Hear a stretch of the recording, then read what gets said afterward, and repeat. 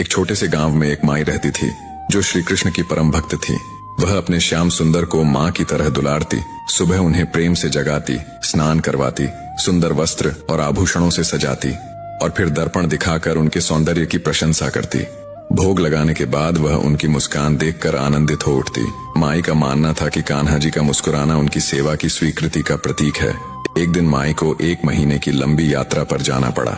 जाने से पहले उसने अपनी बहू को कान्हा जी की सेवा सौंपी और हिदायत दी, बेटी, मेरे श्याम सुंदर की सेवा में कोई कमी न करना। उन्हें इतना सुंदर सजाना कि दर्पण दिखाने पर वे मुस्कुरा दें। बहू ने सिर झुकाकर आज्ञा स्वीकार की। माई के जाने के बाद अगले ही दिन बहू ने पूरी श्रद्धा से कान्हा जी की सेवा शुरू की। उसने उन्हें स्नान कराया, सुंदर वस्त्र पहनाए, बांसुरी सजाई और पगड़ी ठीक की। फिर दर्पण उठाकर कान्हा जी को दिखाया और चुपके से देखने लगी कि क्या वे मुस्कुराए। लेकिन कान्हा जी शांत रहे, उनकी मूर्ति में कोई हलचल नहीं दिखी। बहू घबरा गई। उसने सोचा, कहीं मेरी सेवा में कमी तो नहीं रह गई। उसने फिर से कान्हा जी का श्रृंगार ठीक किया, पगड़ी को और सुंदर बांधा, वस्त्र बदले और दोबारा दर्पण दिखाया। लेकिन कान्हा जी फिर भी नहीं मुस्कुराए। बहू का डर बढ़ गया। उसने सोचा, शायद स्नान में कोई कमी रह गई।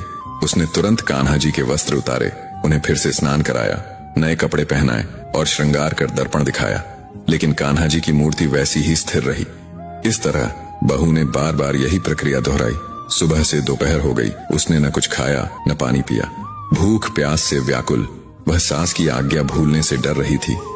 12 बार स्नान और श्रृंगार के बाद भी कान्हा जी नहीं मुस्कुराए। सर्दी के मौसम में ठंडे पानी से बार बार स्नान करवाए जाने से कान्हा जी भी मन ही मन तंग हो चुके थे।